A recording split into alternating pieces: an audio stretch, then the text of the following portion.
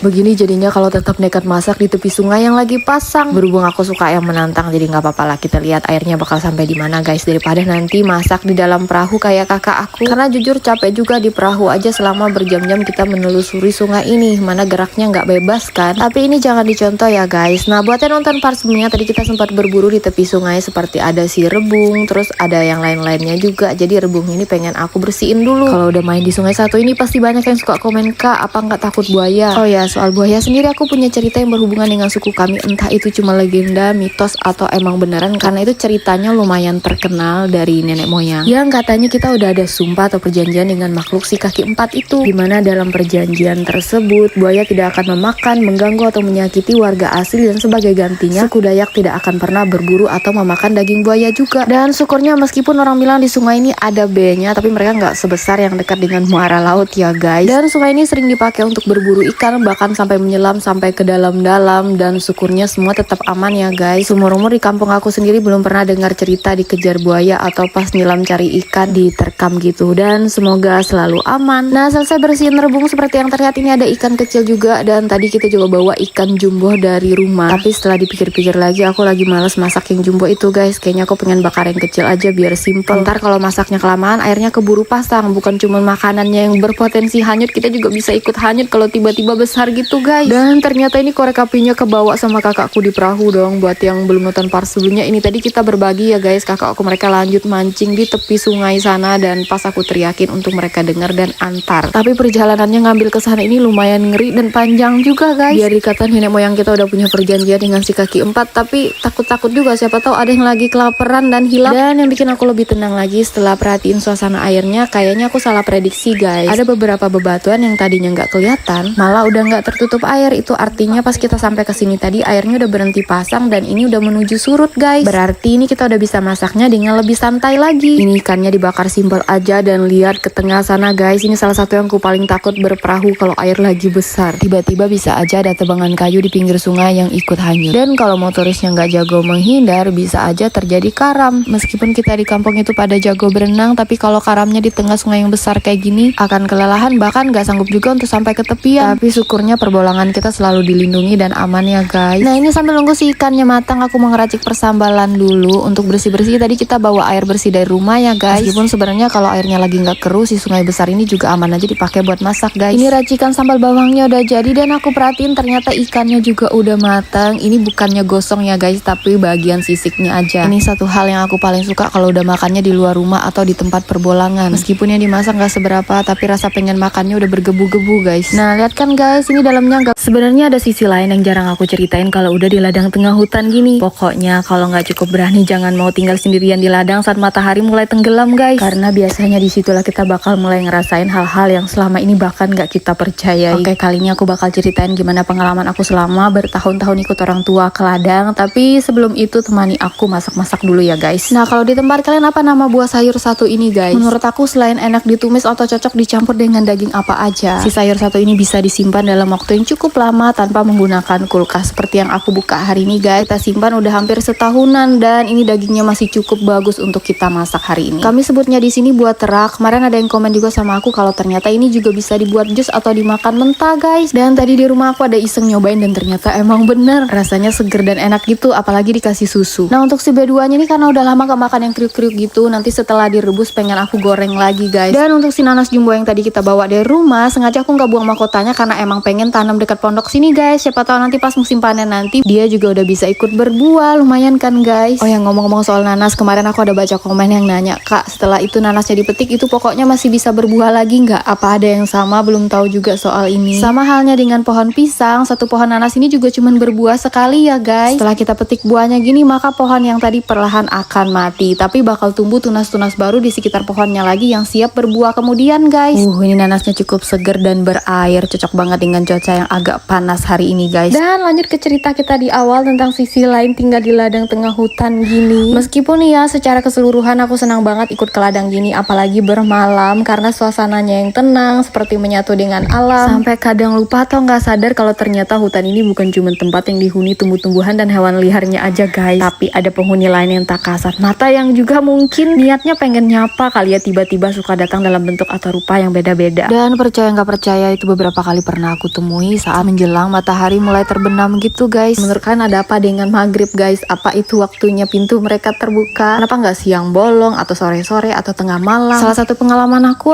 tinggal sendirian di pondok. Kebetulan waktu itu ladang kita cukup besar dan mama sama bapakku lagi kerja di pinggir ladang sana lumayan jauh. Mataharinya udah mulai tenggelam dan suara tonggeret, kriang tuh udah pada bunyi guys. Gak enak juga aku sendirian, jadi kutunggu-tunggu lah mereka balik ke pondok. Gak lama samar-samar karena udah agak mau gelap, aku lihat bapakku datang. Karena waktu itu kondisi pondok kita tinggi, jadi dia sampai bawa aja. Aku sempat nanya, mama mana? Tapi nggak dijawab, terus langsung pergi lagi. Nah nggak lama setelah itu sekitar 10 menitan ke atas baru mama sama bapakku barengan ke pondok lagi. Langsung naik tangga dan ngajak ngobrol, karena biasanya mama bapakku emang kayak gitu untuk memastikan kita baik-baik aja di pondok apa enggak. Terus pas aku tanya ngambil apa tadi ke pondok sebentar, bapakku langsung bingung gitu karena ternyata dia nggak ada ke pondok. Terus yang tadi tuh mirip banget siapa dong? Nah buat yang pernah tersesat di hutan atau mendaki gunung atau mungkin tinggal sendirian di ladang tengah hutan, ada yang pernah ngalamin. Walaupun cuaca teriknya sampai bikin kulit terbakar, ini dia alasan kenapa aku selalu senang ikut ke ladang guys. Nah kali ini kita sedikit menjelajah ke tempat tebangan bapakku ya, bukan pergi jalan-jalan atau main-main. Kebetulan kayu bakar kita buat masak nanti udah menipis, dan kata bapakku banyak kayu atau ranting-ranting kering yang bisa kita manfaatkan di daerah sini. Kebetulan aku juga butuh telenan atau tempat buat memotong sesuatu, jadi sekalian aku mau nyari potongan-potongan kayu yang bisa kita manfaatkan guys. Dan seperti yang terlihat di sini aku menemukan ada kulit kayu yang terkelupas guys. Kayaknya ini bisa kita jadiin sesuatu. Kalau buat tempat motong atau telenan sih kayaknya susah ya. Tapi kurasa ini cocok banget buat dijadiin wadah. Kita taruh sesuatu di pondok daripada cuman manfaatin daun pisang yang sekali pakai langsung robek kan guys. Dan siapa sangka ternyata ini juga pas banget buat jadi pelindung kepala dari teriknya matahari ini guys. Oke, kembali ke tujuan utama. Di sini aku mulai menemukan ranting kering yang cocok kita jadiin kayu bakar. Dipotong dulu biar enak dibawa ke pondok. Ternyata emang benar kayu keringnya banyak di sini. Cuman sayang ukurannya besar-besar, jadi kayaknya nggak cocok untuk parangku guys. Nanti aku suruh bapakku aja yang singso. Tapi ini aku belum bisa aja komunikasi karena singsonya bunyi terus dari tadi, jadi berisik banget. Jadi ini aku balik aja dulu ke tempat yang kami sebut pondok sementara yang belum kelihatan bentuknya. Sebenarnya di daerah sini tuh lebih ke tepi ladang kita guys. Sementara baiknya tuh kita bikin pondok pas di tengah ladang. Kita milih di sini tuh karena emang lebih dekat dengan air bersih buat kita masak dan cuci-cuci. Sebenarnya pagi-pagi tadi bapakku udah nyalain api, mungkin karena lama ditinggal atau karena kayunya lembab juga, ternyata mati sendiri guys. Jadi ini aku nyalain lagi. Pas aku dengar suara singso bapakku udah berhenti, langsung aku samperin buat minta bantu bikinkan aku telenan. Aku pikir bisa potong kayu sembarang aja, ternyata ini harus pilih kayu yang keras guys. Ini malah jatuhnya ke sungai. Untung adikku gercep ngambilin, tapi dia marah di videoin guys. Nah ini dia telenanku udah jadi. Kira-kira hari ini kita bakal potong daging apa ya? Langsung aja nih kita balik ke pondok buat siapin apa yang mau dimasak hari ini. Buat yang nonton part sebelumnya tadi, dari rumah aku juga ada ngambil buah lai mentah karena banyak teman-teman yang bilang itu enak di sayur, jadi pengen coba aku masak di ladang guys. Tapi berhubung ternyata ini bapakku udah banyak bawa bahan masakan, jadi kayaknya untuk coba-cobanya nanti aja deh guys. Takut juga aku nekat masak ternyata nggak cocok di lidah, malah kelaparan pula nanti di ladang. Tapi nanti besok-besok bakal tetap aku cobain. Nah dari penampakannya tau nggak guys daging apa yang bakal kita masak ini? Kalau daging yang berlemak tadi pasti udah ketebak ya. Tapi kalau yang aku pegang ini guys, ada yang tahu ini bukan usus kuyang ya. Jadi ini adalah dalaman atau jeroannya B2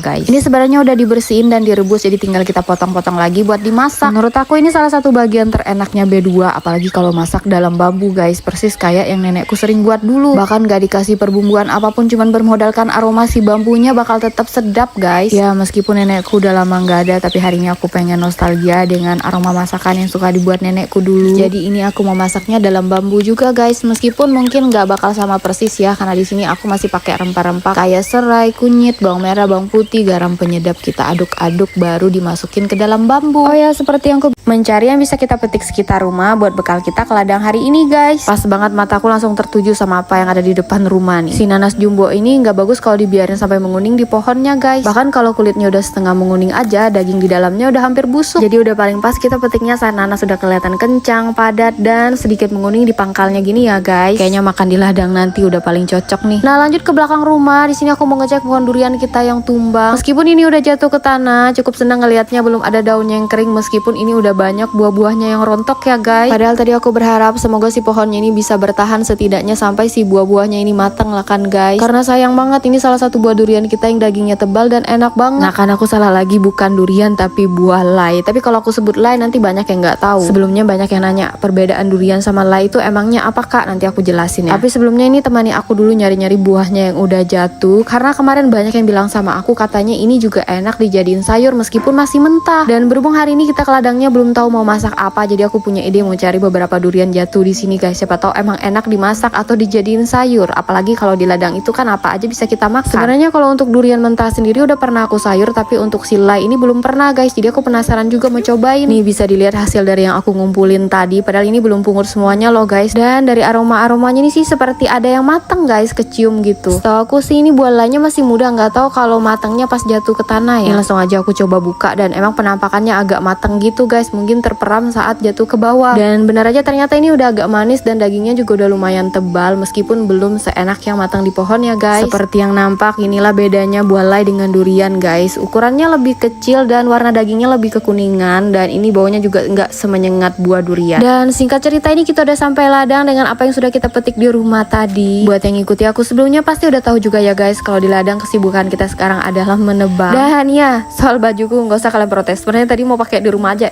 kebawa sampai ladang. Adikku bilang itu baju kayak zaman purbakala, tapi aku suka pakainya nyaman meskipun tebal tapi nggak panas guys. Jadi badan terasa aman. Ini aku lihat ternyata bapakku udah nyalin api. Tadi beliau datangnya duluan. Kalau di hutan gini atau di ladang baru kita kayak gini cenderung banyak lalat atau nyamuk gitu guys. Jadi wajib ada perasap-asapan di antara kita biar mereka agak menjauh. Oh ya, banyak juga yang suka nanya, "Kak, itu ke ladang atau ke kebunnya naik apa? Apa ada kendaraan atau jalan kaki?" Oke guys, minum kopi dulu ntar aku jawab ya. Tadi lumayan capek dan haus juga di perjalanan. Jadi sebenarnya setiap ladang atau kebun kita itu punya akses dan medan yang berbeda-beda guys. Ada yang cuma jalan setapak kalau hujan berlumpur jadi nggak memungkinkan untuk bawa kendaraan, dan ada juga yang di jalan besar. Seperti di ladang kita yang ini kita melewati dua jalan guys. Pertama kita naik kendaraan dulu melewati jalan besar. Setelah itu kita bakal masuk jalan setapak dengan berjalan kaki. Meskipun tadi jalan kakinya pendek, tapi karena bawaannya berat sempat ngos-ngosan juga guys. Jadi sebelum melakukan kesibukan hari ini kita istirahat dulu sejenak merenggangkan badan sambil ngopi. Yang ingat kita sempat menjelajah pasar terluas dan gratis yang ada di kampung. Kali ini kita pulang langsung masak dan makan guys. Nah karena sebelumnya kita berencana ngumpulin beberapa jenis sayur dan perburuan kita belum selesai, jadi ini kita lanjut dengan mencari jantung pisang hutan lagi guys. Dan buat yang sering komen, "Kak, itu sayang banget pisangnya langsung ditebang." Ini kalau mengambil jantungnya aja susah guys. Dan kalaupun pisangnya nggak kita tebang bakal busuk percuma juga, nggak ada yang makan. Ini karena keberadaannya memang sangat berlimpah, bahkan hewan pun nggak sanggup kasih habis. Dan yang kita ambil ini yang emang keberadaannya dekat banget dengan kampung ya, jadi jarang ada hewan-hewan gitu yang mau datang sedekat itu dengan kampung. Jadi meskipun kami nggak tebang atau kami nggak ambil, biasanya pisangnya bakal tetap utuh sampai matang dan busuk. Di sini juga banyak daun singkong yang tumbuh liar, makanya aku sering bilang kalau alam sudah seperti pasar gratisnya kami di kampung. Ada yang tau gak guys ini sarang burung apa? Bentuknya kecil banget. Nah kayaknya udah cukup sayur yang kita ambil. Lanjut sih genjernya tadi pengen aku masak sesampai di pondok guys. Sebenarnya ini pondok tepat di belakang rumah aja sih, jadi kalau mau masak-masak untuk kita di rumah juga bisa di sini. Dan buat yang nonton part sebelumnya di sana aku udah cerita kalau kita sama pemuda-pemuda di kampung lagi nyari sayur yang banyak banget buat stok nanti mau tinggal di luar kampung selama kurang lebih 4 atau 5 hari gitu guys. Jadi genjer yang aku masak ini tadi aku ambil di luar itu ya. Takutnya ada teman-teman aku dari kampung nanti yang nonton dikiranya aku korupsi ambil dalam karung. Dan menurut aku salah satu cara masak terenak genjer itu ya dipedesin atau ditumis pedes. Dan untuk lauknya di sini aku punya ikan lele. Ikan lelenya ini agak panjang gitu guys. Ada yang tahu nggak ini jenis lele apa? Kemarin aku dikasih sama temen dan aku kaget. Aku pikir ini bukan lele, lebih ke kayak belut gitu, tapi katanya ini lele jenis lainnya. Dan katanya lagi ini lebih enak daripada lele rawa yang biasa kami tangkap di bubu yang ada bintik-bintik di kulitnya itu loh guys. Entah itu bener apa enggak, entar kita coba aja nanti. Kayaknya paling pasnya ini kita goreng aja karena ini udah kemarin menurut aku udah kurang segar meskipun tadi kita masukin kulkas. Paling enak tuh makan yang baru tangkap langsung kita masak guys. Sama halnya dengan sayur-sayuran juga baru petik langsung masuk kuali, itu rasanya enak banget. Karena emang di kampung itu kita biasa ngolah makanannya kayak gitu guys. Oke, ini lelenya udah matang, lanjut aku mau oseng si genjernya. Pas petik si genjer ini kemarin aku ada baca banyak komen, katanya baru tahu kalau ternyata bunganya itu juga bisa dimakan. Ya guys, si bunganya itu juga salah satu yang enak dioseng pedes kayak gini. Tapi biasanya kalau aku cuma masak bunganya aja aku perasin garam dulu ya baru ditumis. Tapi karena ini tadi lebih banyak daun, jadi aku langsung tumis aja tanpa dikacak dulu juga nggak apa-apa. Dan masaknya ini juga nggak usah terlalu lama, sampai dia layu aja. Tapi juga jangan sampai mentah, nanti ada rasa pahitnya dikit. Nah meskipun ini genjer udah pedas, tapi karena ada si lele gorengnya wajib kita bikinin sambal juga ya guys. Dan beginilah menu makan siang aku di kebun hari ini guys, dari hasil belanja gratis di pasar alamnya orang di kampung. Ini udah gak sabar pengen makan, langsung kita sendokin ke piring ya guys. Buat yang belum pernah makan genjer, cobain dimasak kayak gini dulu deh, dikasih bumbu pedas terus pakai sedikit terasi atau ebi juga lebih enak dan lebih nikmat lagi kalau makannya pakai tangan gini. Oh ya, di komen aku ada baca kalau ternyata ada yang belum pernah makan genjer sama sekali, dan aku sering ditanyain, "Kak, rasanya itu gimana?" Kebetulan aku emang paling susah mendefinisikan rasa guys. Pokoknya enak aja, kenyal.